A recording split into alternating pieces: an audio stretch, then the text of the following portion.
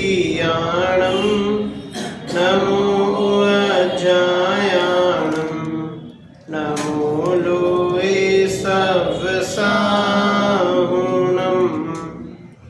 मंगलम भगवान वीरो मंगलम गौतमो गणी मंगलम कुंद कुंदाद्यो जैन धर्मोस्तु मंगलम सर्वमंगल मांगल्यम सर्वकल्याणकारकम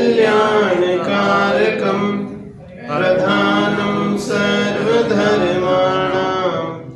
जैनं जयतु शासनम जैनं जयतु शासनम ईश सुरासुर मनुसिंद वंदिदं दोदघायिकं मलम प्रणमामि वर्धमानं तीर्थं धम्मस्सकतारम्।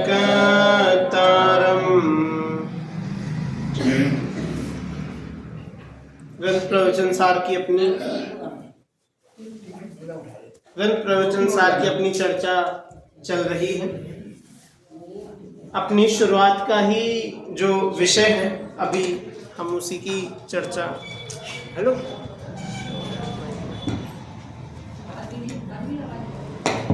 चलो ठीक ठीक देखो अपना विषय हमने कहाँ तक पढ़ लिया था? नहीं है सही है तो कोई नहीं। देखो कहाँ तक अपना विषय हो गया था, याद है क्या? कि हम चारित्र की चर्चा हम कराए थे कि चारित्र किसे कहते हैं कि चारित्र ही धर्म है। ठीक है, अब धर्म किसे कहते हैं? धर्म समता भाव को कहते हैं। अब वो समता भाव क्या है? जो मोह राग द्वेष से भिन्न परिणाम को समता भाव कहते हैं। इसकी हमने खूब चर्चा करी थी। सबको ख्याल होगा कि चारित्र किसे कहते हैं। सारा सबका अलग अलग भी देखा था हमने कि चारित्र कहते किसे है, धर्म किसे कहते हैं, फिर समता भाव अलग से किसे कहते हैं। ये तो एक एक करके होता ही है। बाकी इनके बारे में भी हमने काफ़ी चर्चा कर ली थी। आज हमें देखना है, फिर हमने वैसे अगली गाथा की जो उत्थानिका है इसको भी हमने पढ़ा था। एक बार पुनः यहाँ से पढ़ते हैं, पृष्ठ क्रमांक 11 से सबसे नीचे से। ठीक है, देखो विगत गाथा में यह कहा गया था कि सम्यक दर्शन ज्ञान सहित जो वीतराग भाव ही चारित्र है। क्या बोला था? चारित्र किसे बताया था? जो सम्यक दर्शन ज्ञान सहित जो अपना वीतराग भाव है। सम्यक दर्शन और सम्यक ज्ञान सहित जो वीतराग भाव है उसे क्या बोलते हैं? उसे चारित्र कहते हैं। अब इस 8वीं गाथा में यह स्पष्ट करते हैं कि आत्मा जिस समय जिस भाव रूप से परिणमित होता है उस समय उसी भाव में होता है। अतः धर्म भाव से परिणमित आत्मा ही धर्म है। ऐसा अगर जब किसी को ख्याल हो, अंत में हमने पढ़ लिया था और मैंने आपको बताया था कि जो अगली गाथा आ रही है ये कुछ सैद्धांतिक गाथा है। इसमें एक सिद्धांत समझा रहे हैं, एक नए समझा रहे हैं। ये एक नए भी होता है, आप सिद्धांत कहो कैसे भी समझो। इसमें बात ये समझाना चाह रहे हैं कि जो परिणाम हम धारण करते हैं, जिस परिणाम रूप होते हैं, हम वही कहलाते हैं। जैसे अपने लौकिक में चलते हैं ना दुनिया में कि जैसा खाए अन्न वैसा होए मन, है ना। एक कुछ उसी बात से आप वैसा ही कुछ समझ लो कि यहाँ पर बताना चाह रहे हैं जो हम परिणाम रूप होंगे हम वही परिणाम कहलाएंगे। और मैंने आपको ये भी बताया था कि जो ये चर्चा अब यहाँ प्रारंभ कर रहे हैं 8वीं नंबर की गाथा में, इस चर्चा को इस अधिकार के अंत तक 92 नंबर की गाथा पर ले जाकर इस विषय को सिद्ध करेंगे। क्या? कि कैसे यह जो जीव है इस चारित्र को धारण करके स्वयं धर्म बन जाता है, कैसे स्वयं धर्मात्मा कहलाता है। मतलब वहाँ पर धर्मात्मा की सच्ची परिभाषा दी। हम दुनिया में धर्मात्मा किसे कहते हैं? खूब जो मंदिर आए, दर्शन पूजन करे, स्वाध्याय करे, व्रत नियम करे, उपवास आदि करे, 10 लाक्षणी कर ले, खूब जो ऐसे करे उन्हें हम क्या बोलते हैं, अरे तो भगत जी हो गए, क्या बोलते हैं, भगत जी कह देते हैं, भगत जी हो गए, धर्मात्मा हो गए, है ना। और यहाँ पर धर्मात्मा किसे कह रहे हैं, कि जिसने स्वयं उस धर्म को धारण किया, जो उस धर्म रूप परिणतिमय हो गया, वह धर्मात्मा है, वह धर्म है। ऐसी इस बात को लेते हुए अगली गाथा है, इसी 11 नंबर पेज पर ही ऊपर गाथा है, और अगले पृष्ठ पर पद्यानुवाद है। इन गाथा और पद्यानुवाद को हम पढ़ते हैं। परिणम दिजेण दव्वम तत्कालं तन्मयं तिपन्नतं तम्हा धम्म परिणदो आदा धम्मो मुनेयवो जिस काल में जो द्रव्य जिस परिणाम से हो परिणमित हो, उसी में वह धर्म परिणत आत्मा ही धर्म है। देखो गाथा से थोड़ा सा समझते हैं कि जैसा मैंने कहा था कि कोई भाषा कठिन नहीं और कोई शब्द अपने ज्ञान से परे नहीं होगा। गाथा खोलो और इसमें अपन देखते हैं। परिणमदि, परिणमदि मतलब जो परिणमन हो रहा है, परिणमित जो हो रहा है। जेण दव्वम, जिस द्रव्य, मतलब जेण दव्वम मतलब कि जो जिस द्रव्य से, येन तो है मतलब जिससे, और द्रव्य मतलब द्रव्य। फिर तक कालम तन्मयम तिपन्नतम, कि उस काल में और उस रूप से जो द्रव्य जिस परिणाम रूप, जिस समय और जिस रूप से हो रहा है, जाना जा रहा है। इति मतलब जो है ना, ति तन्मयम ति पन्नतम, ऐसा जो कहा गया है। तम्हा धम्म परिणदो, मतलब कि वह धर्म परिणत है। तो ऊपर जो पूरी बात बोली ना, इसमें यह बताया जा रहा है कि जिस काल में, जिस समय में और जिस परिणति रूप जो द्रव्य परिणमित हो रहा है, वह उस धर्म रूप से वही धर्म कहलाएगा। अब देखो धर्म के यहाँ पर दो अर्थ से समझना, एक तो जो परिणाम है उसको भी धर्म बोला, और एक धर्म को एक अलग से भी परिणाम बताया। समझना, देखो एक तो सबसे पहले बोला था कि यह आत्मा, जो आत्मा धर्म रूप परिणमित होता है वह स्वयं कौन है, क्या है, वह धर्म है। और एक यहाँ पर बता रहे कि जो परिणमन जो परिणाम है वह भी, उसको भी धर्म बताया है ना। तो अब देखो यहाँ पर इसका हम सीधा अर्थ देखते हैं। ये जो द्रव्य जिस समय जिस भाव से परिणमित होता है, क्या बोला, जो द्रव्य जिस समय जिस भाव से परिणमित होता है। अब थोड़ा इसका जो हमें वो खोल के बताना है उसका अभी देखते हैं। जिस समय जिस भाव से परिणमित होता है वह द्रव्य उस समय उसी मय होता है, ऐसा जिनेंद्र भगवान ने कहा है। इसलिए धर्म परिणत आत्मा ही धर्म है ना। अब देखो यहाँ पर इस गाथा में क्या बात समझाना चाह रहे हैं। अब इससे हम थोड़ा सा इसका एक अर्थ निकालते हैं कि हम जिस समय जिस परिणाम से, जिस समय में जिस परिणाम रूप हो रहे हैं, हम वही परिणाम हो जाते हैं। समझ में आया क्या बोलना चाह रहे हैं? एक बार आप बोल के बताओ, बोलना क्या चाह रहे हैं? जिस समय जो परिणाम हम कर रहे हैं हम वही परिणाम उस समय है। देखो हाँ, उसी रूप परिणमित नहीं, हम वही हो जाते हैं। जैसे क्रोध के समय क्रोधी। हाँ, अब देखो यहाँ, हाँ बिल्कुल, वैसे तो आपने सही बोला है। इसमें एक छोटी सी एक बात अभी मैं ऐड करूंगा। वो तो देखो अब मैं सारा बताता हूँ। देखो यहाँ पर जिस सिद्धांत की, जिस बात की चर्चा चल रही है, यहाँ पर कुछ ऐसा कहना चाह रहे हैं, जैसे उदाहरण देता हूँ, आपको बताया भी था पिछली बार कि जैसे हम अपने पिता के साथ हैं, अपने जो बड़ों के साथ हैं, तो हम उनके लिए क्या है, उनके बच्चे हैं, है ना। जिस समय हम अपने बड़ों के साथ हैं, हम उनके लिए उनके बच्चे हैं। हम उस समय किसी के भाई नहीं, बहन नहीं, पिता नहीं, हम उनके उस समय तो उनके लिए, उनकी दृष्टि में हम क्या हो गए, उनके बच्चे हो गए, उनके हम पुत्र पुत्री हो गए। जिस समय हम अपने भाई बहन के साथ हैं, पति या पत्नी के साथ हैं, तो उस समय हम उनके भाई बहन या पति पत्नी हो गए, मतलब एक वो बराबर जो उम्र वाले हो गए। जिस समय हम अपने बच्चों के साथ हैं, अपने से छोटी उम्र वालों के साथ हैं, उस समय हम उनके बड़े भाई बहन या माता पिता, चाचा जी, ताऊ जी, जो भी जैसे जैसे होता है।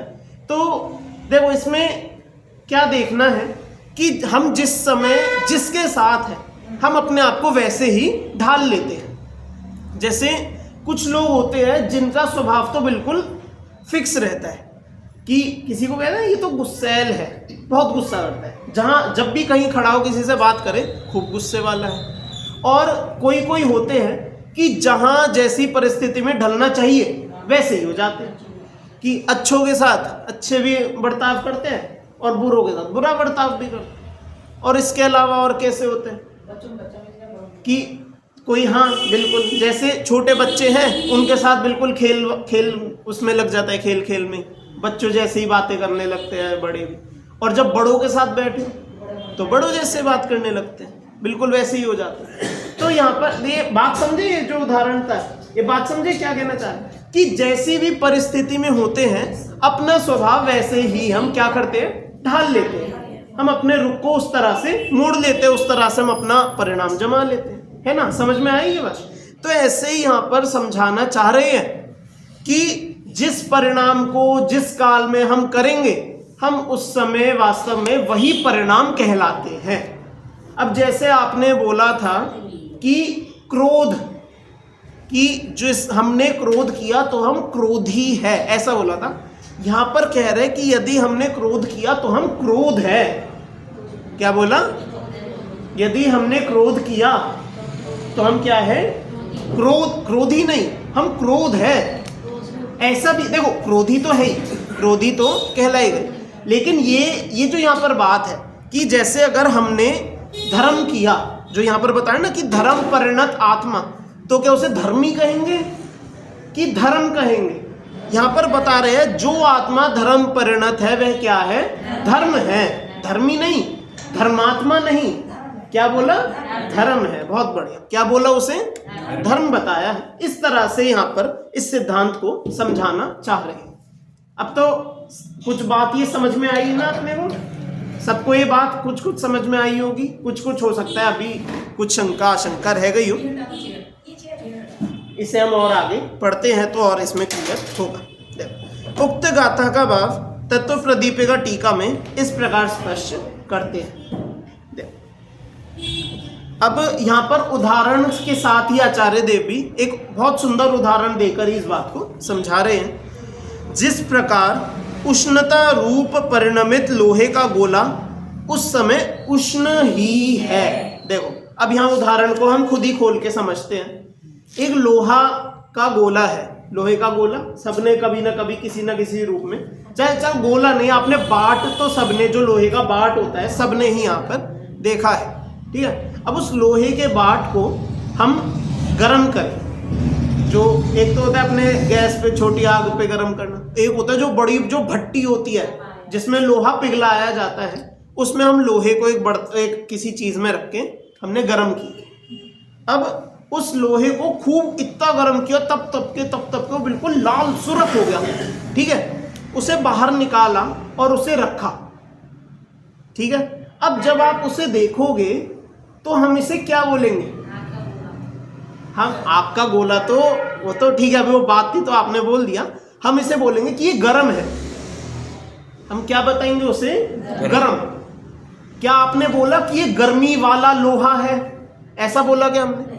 क्या हमने उसे बोला क्या कि ये गर्मी को लिए हुए लोहे का बाट है? हम बोलेंगे गर्म। हम उसे देखकर क्या बोलेंगे? ये गर्म है। हम उसे उसके द्रव्य से ना बताकर हम उसे उस समय के लिए पर्याय से बताएंगे। हम उसकी जो अवस्था है ना, जो उसका गुण निकल के आ रहा है, हम उससे बताएंगे कि ये क्या है? गर्म है। समझ में आया? हम उसे और कुछ नहीं, हम गर्म बताएंगे, ठीक है। चलो अब देखो आगे पढ़ते हैं। जिस प्रकार उष्णता रूप परिणमित लोहे का गोला उस समय उष्ण ही है। क्या है? उष्ण है। उसी प्रकार जो द्रव्य जिस समय जिस भाव रूप से परिणमित होता है उस समय उसी भाव रूप होता है। इसी नियम के अनुसार धर्म भाव से परिणमित आत्मा स्वयं धर्म रूप ही है। स्वयं क्या है? आत्मा धर्म रूप है। इस प्रकार आत्मा स्वयं चारित्र है, यह बात सिद्ध होती है। क्या बात सिद्ध करनी थी हमें अंत में? अब यहाँ तो धर्म बता रहे, चारित्र कहाँ से आ गया? यहाँ तो ये बताया ना कि आत्मा स्वयं धर्म भाव रूप परिणमित होने से खुद क्या है? धर्म। तो यहाँ पर ये चारित्र कहाँ से आया? भैया ये धर्म चारित्र है। याद आ गया? अब तो पिछली गाथा में कहा था, क्या कहा था? कि चारित्र ही धर्म है। तो जब यह आत्मा स्वयं ही धर्म रूप हो गया तो स्वयं ही चारित्र भी हो गया ना। तो ये तो एक सिद्धांत था जो ऊपर बताया ना ये। अच्छा, सिद्धांत अब सबको ख्याल में आराम से चलो ठीक है। सभी को ये सिद्धांत तो ख्याल में आ गया ना। सिद्धांत में क्या बताया, एक बार कोई बोल के बताओ। हाँ बोलो।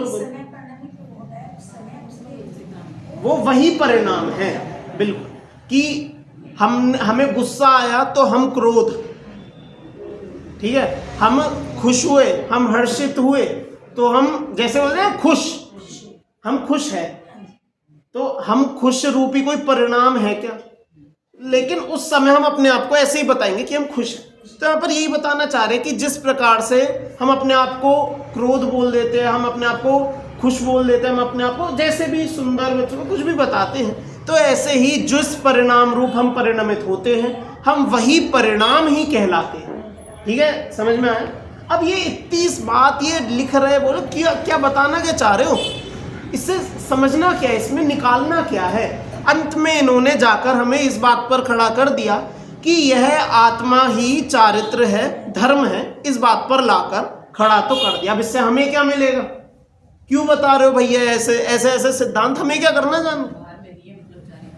आत्मा से बाहर चारित्र नहीं है। देखो ये बात तो ठीक है, आपने बिल्कुल एक पते की पकड़ ली कि जो चारित्र हम जिसे कहाँ मानते हैं कि बाहर की क्रियाकांड को मानते हैं, कुछ करने को हम चारित्र मानते हैं। चलो बिल्कुल है ना, एक बिल्कुल वैलिड पॉइंट है कि जिस तरह से हम बाह्य में हम चारित्र मानते हैं कि बाहर के कुछ क्रियाकलाप करने से चारित्र होता है, तो चारित्र तो हमारा धर्म है, चारित्र तो आत्मा का धर्म है। देखो ये सब भी चर्चा अपनी सब हम कर चुके हैं, है ना।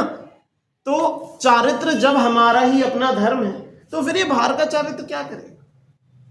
ये बाहर का चारित्र अपने आत्मा के धर्म में हमारे परिणाम में क्या करेगा, है ना। अब देखो इसकी हम जो चर्चा आगे पढ़ते हैं तो इससे और थोड़ा यहाँ पर विशेष ख्याल आएगा। ध्यान देने की बात यह है कि इस गाथा में द्रव्य और पर्याय की अभिन्नता स्पष्ट की गई है। जैसे मैंने बताया था ना कि लोहे के गोले को हमने गर्म बोला, तो गर्मी उसका स्वभाव है क्या लोहे का? नहीं, वो तो गर्मी तो उसकी पर्याय है ना। लेकिन हमने उस लोहे के गोले को ही गर्म बोल दिया, तो यहाँ पर हमने उससे क्या समझा कि वो पर्याय से अभिन्न करके, मतलब वो पर्याय उसी मय है, उसी द्रव्य में है, हमने ऐसे समझा, है ना। यही बताया था मैंने कि अग्नि भी बोल सकते हैं, दोनों को। अग्नि तो है ही। अब हमने बोला ना गर्म, अब अग्नि बोलने का यहाँ पर देखो, अग्नि पता है जब भी कहा जाता है अग्नि में हम वही सोचते हैं कि एक लपट उठ रही है, कोई चीज जल रही है और उसमें से लपट उठने को हम अग्नि बोलते हैं। लेकिन उसमें अग्नि तो अंदर है। जैसे कोयला होता है ना, कोयला हमने जलाया, वो जब जलता है खूब उसमें से लपटें उठती है, आग उठती है। लेकिन जब वो बुझ जाता है, उसकी जब पूरे उसका जो ईंधन है खत्म हो गया और वो बुझ गया, फिर जब हम उसमें उसे कुरेदते हैं तो उसमें वो अब भी अंदर से नीचे देखते हैं, राख के नीचे गरम गरम अग्नि होती है। तो अब उसमें वो लपटे तो नहीं उठ रही, लेकिन वो गर्म होता है, तो उसे हाँ अग्नि कहते हैं, अग्नि कह सकते हैं, लेकिन वो एक गर्मी है बजाय अग्नि के। क्योंकि अग्नि सुन के हम सोचेंगे लपटे हो, वो जो लपटे वाली अग्नि, यहाँ पर एक उष्णता, एक गर्मी, गर्म स्वभाव की बात है ना।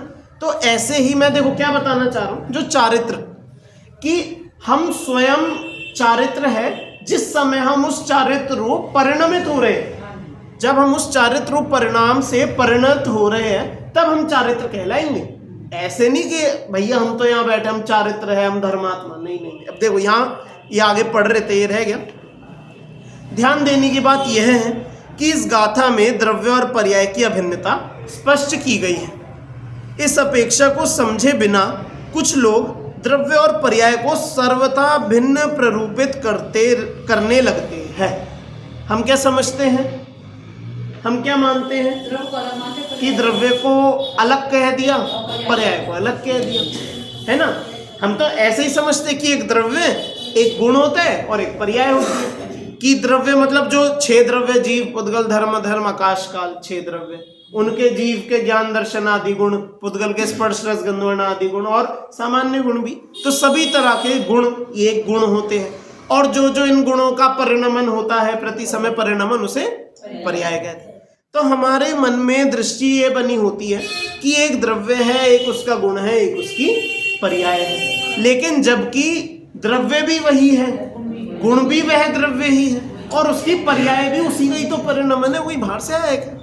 भाई बाहर से तो नहीं आया, बाहर से थोड़ी आया वो, कोई उसका परिणमन कोई बाहर से कुछ कर गया हो, बदलाव हो गया हो, ऐसा तो नहीं हुआ ना, है ना। तो कहने का यहाँ पर आशय ये है कि द्रव्य और पर्याय एक ही होती है, क्योंकि द्रव्य का ही वो परिणमन का नाम तो पर्याय है। पर्याय किसी हाथ पे रखी कोई चीज का नाम थोड़ी है। पर्याय कोई ऐसा थोड़ी है भैया पर्याय दिखाओ क्या होती है, तो पर्याय यूं रख के निकाल के दिखा देंगे। पर्याय तो बदलने को कहते हैं। तो जैसे यदि आत्मा निगोद में हो तो क्या बोलेंगे उसे, मतलब जो उसे हम मिथ्या दृष्टि बोल सकते हैं, मिथ्यात्व वाला बोल सकते हैं, अधर्मी बोल सकते हैं, कैसे भी बोलो, जब तक संसार है निगोदिया बोलते हैं। देखो निगोद से मेरा अर्थ मतलब एक संसार रूप से दिखाना था कि जैसे हम जिस परिस्थिति में हैं, हम जिस तरह के परिणाम कर रहे हैं, हम वैसे ही कहलाए जाते हैं, है ना। तो यहाँ पर ऐसे ही बस बोला है कि हम यदि धर्म रूप परिणमित होते हैं, धर्म रूप परिणत होते हैं, तो हम स्वयं ही धर्म कहलाते हैं। समझ में आया? देखो अब यहाँ एक अंतिम लाइन और पढ़ते हैं इसकी। इस अपेक्षा को समझे बिना कुछ लोग द्रव्य और पर्याय को सर्वथा भिन्न प्ररूपित करने लगते हैं। उन्हें इस बात पर विशेष ध्यान देना चाहिए कि यहाँ आचार्य देव शुद्धोपयोग रूप निश्चय धर्म और शुभोपयोग रूप व्यवहार धर्म से परिणत आत्मा को ही धर्म कह रहे हैं। धर्म किसे बोला यहाँ पर, मतलब दोनों को ही बताया कि जो शुद्ध उपयोग रूप, जो निश्चय धर्म को धारण किए हुए जो जीव हैं, और निरंतर निश्चय धर्म जिनके नहीं रह सकता, बीच बीच में जिनके शुभ उपयोग की भी लहर आती है, तो ऐसे शुद्ध शुभ उपयोगी जो इन दोनों उपयोग में जो झूलते रहते हैं, ऐसे जीवों को यहाँ पर धर्म कहा जा रहा है। किन्हें धर्म कहा जा रहा है, मतलब कि जैसे छठे सातवें गुण स्थान में झूलने वाले हमारे मुनिराज, है ना। तो जिस तरह से मुनिराज इस धर्म में इधर इधर इधर, कभी निश्चय धर्म रूप शुद्धोपयोग में अपने मग्न हो गए, कभी वह व्यवहार धर्म शुभ राग में मग्न हो गए, छठे गुण स्थान में आप, तो दोनों ही परिस्थिति में वे क्या कहलाएंगे कि वे धर्म परिणत होने से वे खुद ही धर्म कहलाएंगे। समझ में आया? चलो ये गाथा समझ में आ गई। इस संबंधित कुछ किसी को प्रश्न हो, कुछ बात हो तो अभी आप पूछ सकते हैं, बता सकते, कुछ बात भी हो आप बोल भी सकते हो, सबके बीच में अपन शेयर कर सकते हैं जो चाहें, है ना। वरना फिर आगे अपन बढ़ते अगली गाथा हम देखते हैं। इसमें ये बताया गया है जो धर्म के बारे में कि जो आत्मा है परिणत, धर्म परिणत रूप होगी, वो उस रूप होगी, तो उसमें जो धर्म होगा वही चारित्र है। देखो जो मतलब धर्म चारित्र है। मेरा कहना मतलब ये है कि अगर कोई जीव जो है चौथे गुण स्थान में है, यदि वो समय दृष्टि है जी, और वो अभी पांचवें छठे की आगे प्रयास कर रहा है, तो अब किसी का पता, उसको चारित्र का पता कैसे चलेगा? चौथे का, पांचवें का, छठे का तो सातवें का तो चलो पता चल जाएगा, उसके सामने द्रव्य दिखाई देंगे, मुनि महाराज हैं, तो चारित्र का मतलब तो चलना ही होता है ना। किसी चीज पर जब तक नहीं चलेंगे तो चारित्र का ग्रहण कैसे करेंगे? बिल्कुल, तो चारित्र तो पता चल जाएगा। अब ये थोड़ा है कि वो चारित्र जो है, अगर वो क्रोध में है तो उसे भी कहेंगे कि वो आत्मा जो है धर्म रूप परिणत हो रही है, तो वो धर्म है और वो इसका चारित्र है। तो इसका मतलब तो ये है कि जो उसका राग द्वेष का क्रोध हुआ, वो भी उसका जो है चारित्र हुआ। देखो अब मैं बताता हूँ, चलिए।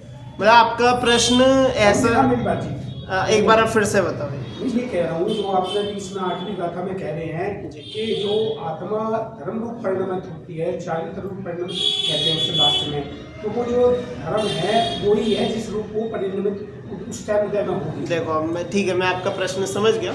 आपका कहना है कि जिस परिणाम रूप परिणमित हो रही है वो उसका धर्म है, या ऐसा नहीं बोला। मैं ये बताना चाह रहा हूँ, यहाँ पर एक बात अलग बोली कि जिस परिणाम रूप परिणमित हो रही है वह उसी परिणाम में है, और फिर बताया इसलिए कि यदि धर्म रूप परिणमित आत्मा है तो वह आत्मा स्वयं धर्म है। ऐसा मतलब दो बातें हैं ये।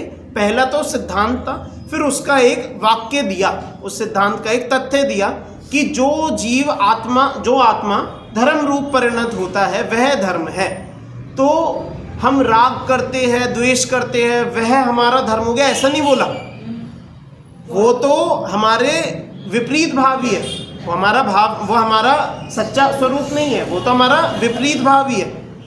उन्हें यहाँ पर धर्म नहीं कह रहे हैं, वे तो विपरीत भाव है। यहाँ पर धर्म की बात कही है, जो शुद्धोपयोग रूप धर्म, बस एक उसी को धर्म कहा है, और उसके साथ चलने वाला जो व्यवहार धर्म, उसको तो व्यवहार धर्म बताया है। हाँ भाई, उन दोनों को ही, क्योंकि निश्चय व्यवहार रूप दोनों ही धर्म साथ चलते हैं। वो आप जो जी 11वां पेज नीचे से हाँ, यहाँ लिख रहा है, अब इस 8वीं गाथा में यह स्पष्ट करते हैं कि आत्मा जिस समय जिस भाव रूप से हाँ, परिणमित होता है उस समय उसी भाव में होता है। अब जिस भाव रूप से परिणमित होते हैं, यहाँ दो अल्टरनेटिव है। पहला तो वो धर्म रूप परिणमित हो जाए, दूसरा वो अधर्म रूप कसाय रूप क्रोध रूप परिणमित हो जाए।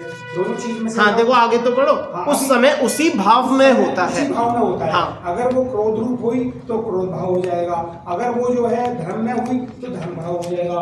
अतः धर्म भाव से परिणित आत्मा ही धर्म है। अब आपने यहाँ दो धर्म भाव में फिर आगे दो भेद कर दिए। दो भेद कर दिए क्या? एक तो शुद्धोपयोग और एक शुद्धोपयोग, दोनों को मतलब भेद नहीं, वो तो निश्चय व्यवहार धर्म का रूप है। नहीं, धर्म का रूप जो है व्यवहार रूप धर्म नहीं है।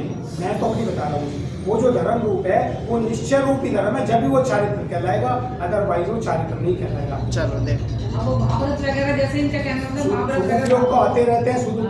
शुद्धोपयोग तो जो है बहुत सारे जो जीव है जो कह रहा हूँ उसमें चला जाता है, 90 ग्रह में भी जाता है, वो भी उसी में जाता है, परंतु मैं जरूरी नहीं कि आप इस बात को समझे। मैं आपकी बात बिल्कुल समझ, मैं गलत मतलब पूछ रहा हूँ, आपने कह रहे किसी के मन में कुछ शंका। बिल्कुल बिल्कुल। देखो इतना सा यहाँ पर जो यहाँ लिखा ना अंतिम लाइन में कि शुद्धोपयोग रूप निश्चय धर्म और शुभोपयोग रूप व्यवहार धर्म, जो लिखा है अंतिम लाइन जो इसकी टीका के बाद है, जो है ना, यहाँ पर इसका कहने का अर्थ इतना सा था कि अपन सिर्फ निश्चय धर्म को धर्म कह देने पर जब मुनिराज उस निश्चय धर्म रूप नहीं है तो वे तो धर्मात्मा उस समय भी है ना। इतनी सी बात, यहाँ कोई बहुत इसमें कोई लंबी चौड़ी हमें कुछ इसके कोई विचार विश्लेषण नहीं करना। तो यदि वो अपने ध्यान में बैठे हैं तो उस समय तो शुद्धोपयोग में जो है उस समय तो उनका धर्म है ही, वे स्वयं धर्म है ही। और जिस समय वे अपनी आत्मा में लीन नहीं है उस समय भी वे कोई कुधर्मी नहीं हो गए, उस समय भी वे धर्म ही कहलाएंगे व्यवहार से। बस इतनी सी। इसमें वे क्रोध में, राग में, द्वेष में उनका नहीं आएगा आवेश, वे तो क्योंकि शुभ राग ही रहेगा। देखो जो शास्त्र जी लिखा जाएगा, जिसने भी लिखे हैं, कुछ आचार्य ने भी लिखे हैं और ने भी लिखे हैं, तो वो जब भी लिखे हैं जब वो अपने स्वरूप में से बाहर आएंगे। हम जीवो, हम जैसे बेवकूफों के प्रति राग आया कि भाई इनके प्रति राग आया कि भाई ये जीव आगे जो है अपना मोक्ष मार्ग प्रशस्त करें, तभी वो शास्त्र लिखे गए हैं। तो वो जो है शुद्धोपयोग से बाहर आए जब तो क्या नहीं। हाँ, तो वो धर्म में, वो उस टाइम धर्म में भाव कैसे हो जाएंगे, मैं ये पूछना चाहता हूँ। व्यवहार से, बस व्यवहार से हो गए। तो सम्यक रूप परिणमित हो ही चुकी है उनकी।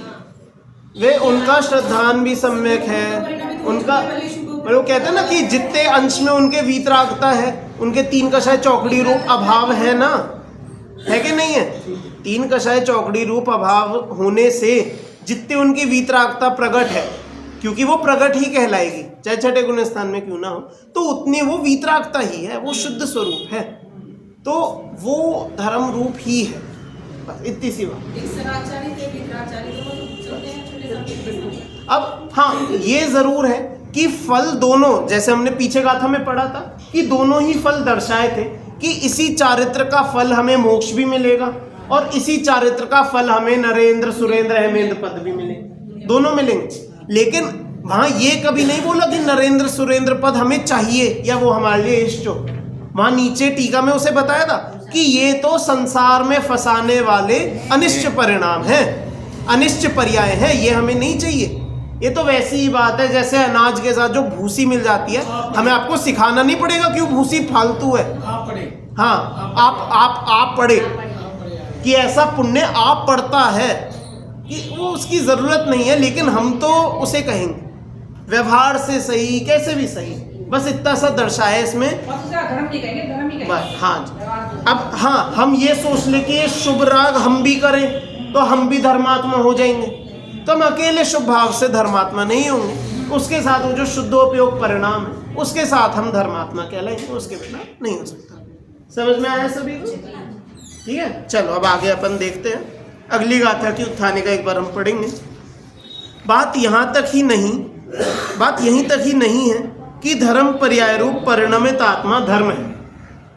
क्या बोला? बात सिर्फ इतनी सी नहीं है कि धर्म पर्याय रूप परिणत आत्मा ही धर्म है, अपितु आगामी गाथा में तो यहाँ तक कह रहे हैं कि शुद्ध भाव रूप परिणमित आत्मा शुद्ध है, शुभ भाव रूप परिणमित आत्मा शुभ है और अशुभ भाव रूप परिणमित आत्मा अशुभ है। ठीक है, इस प्रकार जीव ही शुभ है, जीव ही अशुभ है और जीव ही शुद्ध है, ऐसा निश्चित कर। अब देखो, जो एक प्रश्न भी था उसका एक छोटी सी ये बात थी, उसका भी अगली गाथा में अपना समाधान आ। ठीक है, चल अब इस गाथा और इसका पद्यानुवाद को अपन पढ़ते हैं। ऊपर से देखिए, जीवो परिणमति जदा, जीवो परिणमति सदा, सुहेण असुहेण वासुहो असुहो, सुहेण सुहेण वासुहो असुहो, शुद्धेन तदा शुद्धो, शुद्धेन तदा शुद्धो, हवदिः परिणाम सभावम्,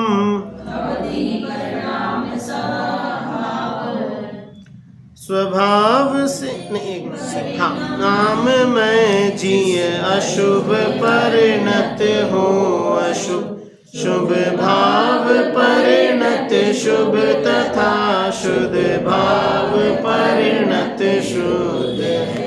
देखो, जैसे जैसे उत्थानिका में बस जितनी सी बात कही थी वही गाथा में अर्थ दिया है।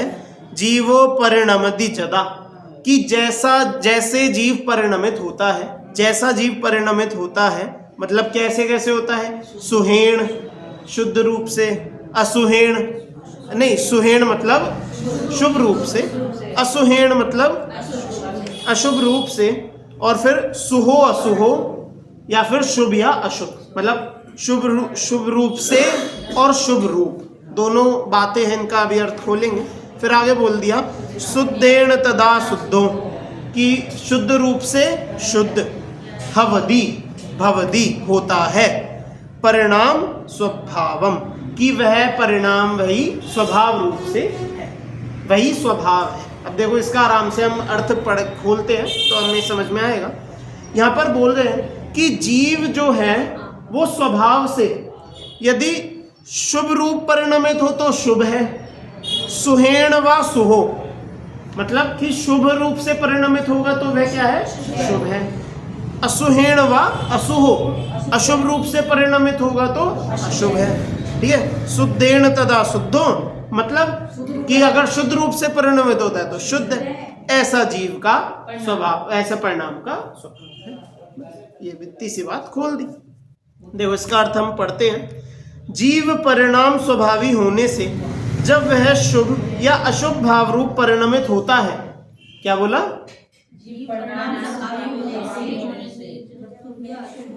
देखो, अब यहाँ पर एक शब्द आया है परिणाम स्वभावी। क्या बोला? परिणाम स्वभावी, मतलब जीव के परिणाम होते हैं, जीव का ऐसा स्वभाव है कि उसके ऐसे परिणाम होते हैं। कैसे कैसे परिणाम होते हैं? कि शुभ अशुभ और शुद्ध, कि जीव का ऐसा स्वभाव है कि इन परिणामों में इसका आना जाना लगा रहता है, फेर बदल चलता रहता है, कि कभी शुभ होता है कभी अशुभ होता है, किन्हीं किन्हीं जीवों के शुद्ध भी होता है। तो जैसे जैसे इन परिणामों में फेर बदल होता रहता है, तो जिस समय शुभ परिणाम है तो वह जीव शुभ है, जिस समय अशुभ परिणाम है तो वह जीव अशुभ है, और जिस समय शुद्ध परिणाम है तो वह जीव शुद्ध है।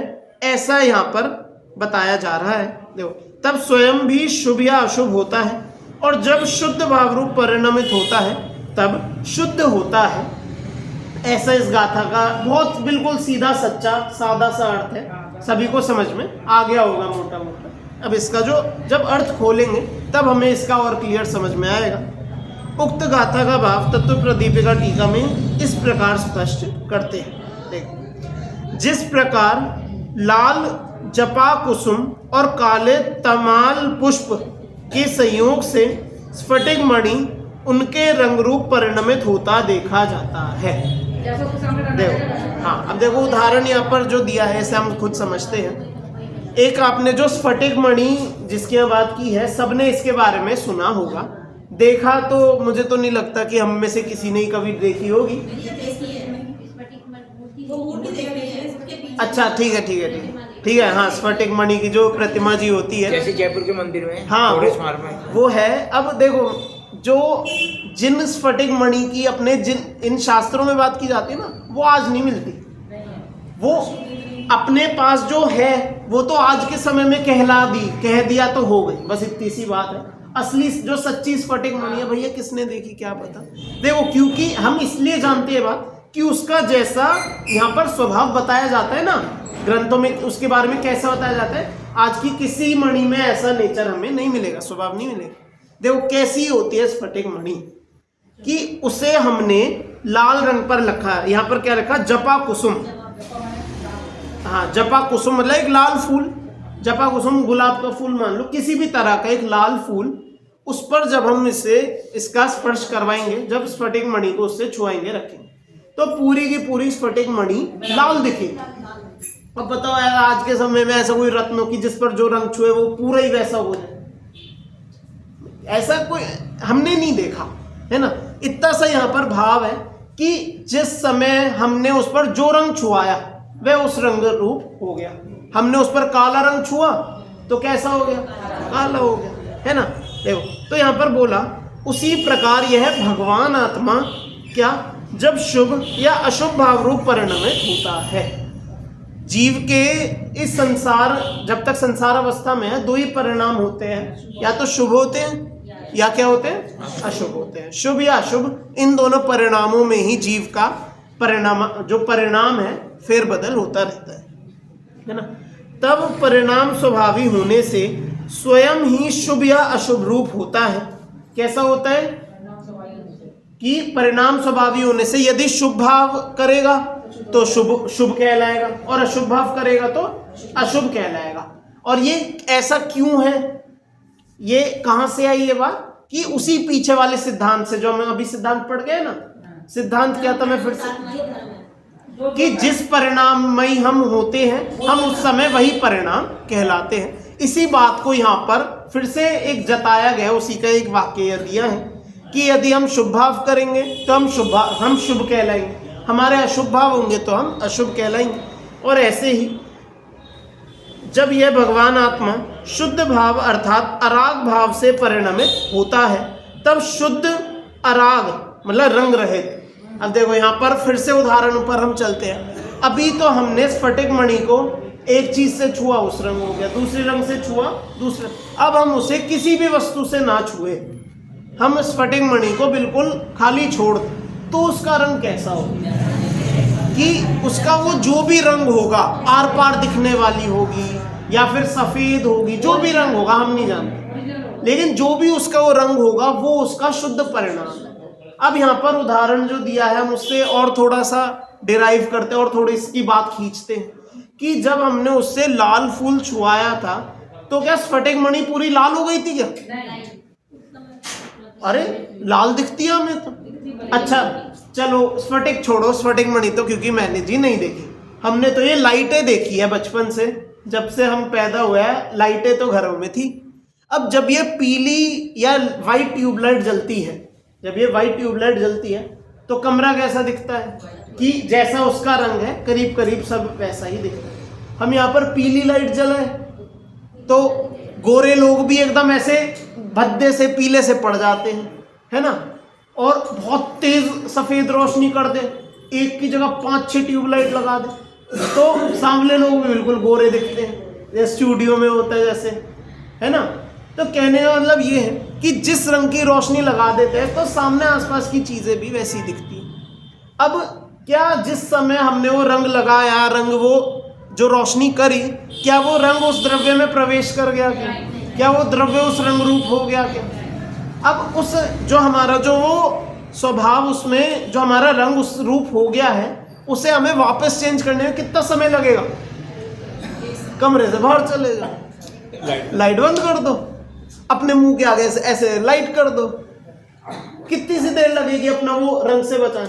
वो जो स्फटिक मणि थी वो लाल हो गई थी, उसे वापस शुद्ध करने कितनी देर लगेगी?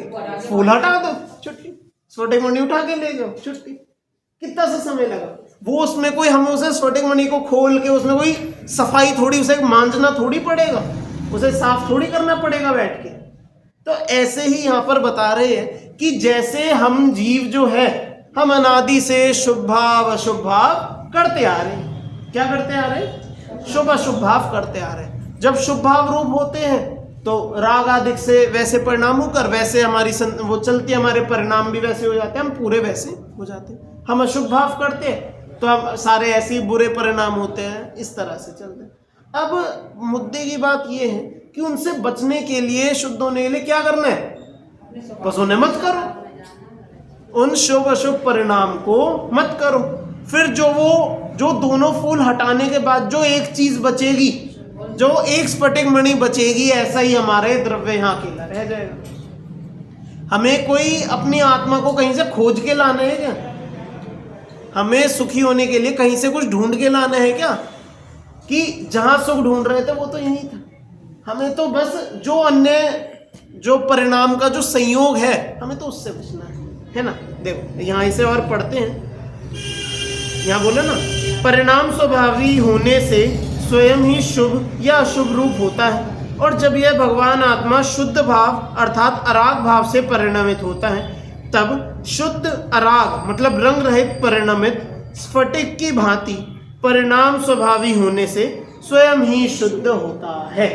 कि जब स्फटिक पे ना तो लाल रंग होगा, ना नीला, पीला, हरा, काला, कोई रंग नहीं होगा, तो क्या होगा? कि स्फटिक जैसी जमीन से शुद्ध निकली थी वैसी की वैसी हमें मिल जाएगी। ऐसे ही है आत्मा में शुभ अशुभ परिणाम अनादि से इसको गंदा करते आए हैं, मलिन करते आए हैं, खूब इस पर कर्मों की किट्ट कालिमा चढ़ाकर इसे खूब इसे संसार में रगड़ा है, पछाड़ा है, दुखी किया है। इसे साफ करने में कितना समय चाहिए? कि बस उन शुभ परिणामों से अशुभ परिणामों से हट जाओ। कोई गंदा वो कभी हुआ ही नहीं ना। जैसे स्फटिक ठोस है, उसके अंदर थोड़ी पड़ गई गंदगी, है ना। जैसे ये ऐसी ही बात है कि एक शीशा है, दर्पण है, शीशा तो हम सबने देखा है, घरों में होता है। हम शीशे के आगे कूड़े का ढेर खड़ा कर दें और शीशे में देख के बोला, अरे कितनी गंदगी, कितना गंदा है शीशा, देखो कितनी बदबू आ रही है, देखो कितने मक्खी मच्छर भिन भिना रहे, साफ करो शीशे को। खूब उसे रगड़े रगड़े साफ करे, खूब उसका करे। बताओ शीशा कितने दिनों में साफ होगा? कि शीशे को वहां से उठा कर ले जाओ, शीशा साफ होगा। कितनी देर लगेगी शीशा साफ करने में?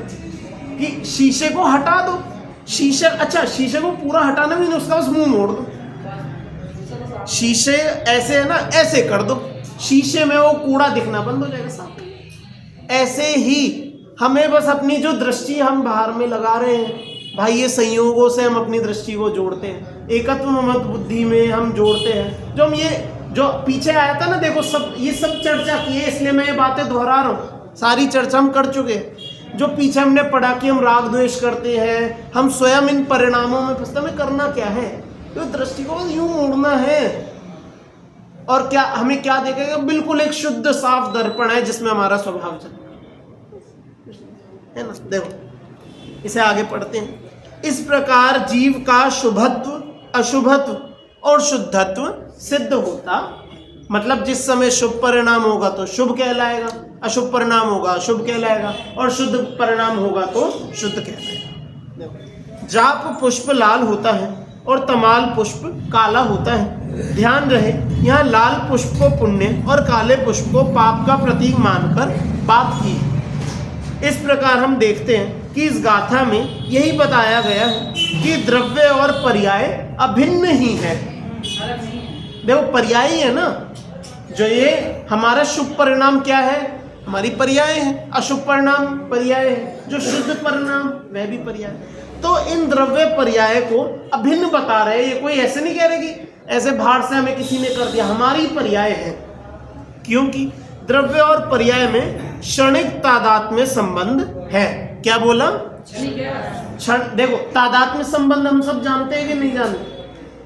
सब जानते होंगे यहाँ पर, या एक बार चलो बता देता हूँ। तादात्म्य संबंध किसे कहते हैं कि जो बिल्कुल जिन दो पक्षों की या जिन दो चीजों की बात की जा रही है वो एक ही हो, लेकिन उसमें हमने दो पहलू खड़े करे, लेकिन वो हो एक ही, तब उन दो चीजों के बीच के संबंध को तादात्म्य संबंध कहते हैं, है ना। तो यहाँ पर जो द्रव्य और उसके पर्याय बोला, तो पर्याय चाहे एक समय की क्यों ना हो, लेकिन वो एक समय भी है तो उस द्रव्य की ना, किसी और की थोड़ी है। जो पर्याय जिस द्रव्य की हुई है किसी और द्रव्य की थोड़ी है उसी द्रव्य की है ना पर्याय। तो इसलिए यहाँ पर बोला कि क्षणिक एक समय मात्र का है, लेकिन क्षणिक तादात्म्य संबंध है। समझ में आया? तो आगे देखो, द्रव्य और पर्याय में तादात्म्य संबंध होने से यहाँ प्रतिपादित द्रव्य और पर्याय की अभिन्नता की बात निश्चय का कथन है। यह कथन तो व्यवहार का है, ऐसा कहकर उक्त कथन की उपेक्षा करना उचित नहीं है। इसका मतलब जो ये बात कह रहे हैं ना, क्या बात कौन सी, कि जो तादात्म्य संबंध होने से द्रव्य और पर्याय की अभिन्नता, जो अपने आप को हमने शुभ बोल दिया, तो हम तो भैया व्यवहार से शुभ है, हम तो व्यवहार से अशुभ है। तो यहाँ पर ये बताना चाह रहे कि इस अपेक्षा से उनमें क्षणिक तादात्म्य होने से ये बात भी निश्चय का कथन है, क्या, कि हम शुभ परिणाम के समय शुभ है, अशुभ परिणाम के समय अशुभ है, और शुद्ध परिणाम के समय शुद्ध है। कभी जीव अपने आप को जैसे क्रोधी है तो क्रोधी ही मान के ना बैठ जाए आपको। हाँ, मतलब देखो बदलाव तो आ रहा है क्योंकि क्षणिक तादात्म्य है, बदलाव जरूर आ रहा है, लेकिन ये बताना चाह रहे कि जिस परिणाम रूप हो रहे हैं वो परिणाम भी वो क्या है, वो निश्चय के अनुसार वह सत्य है। वह इस निश्चय के, किस निश्चय के अनुसार, कि उनमें तादात्म्य संबंध है।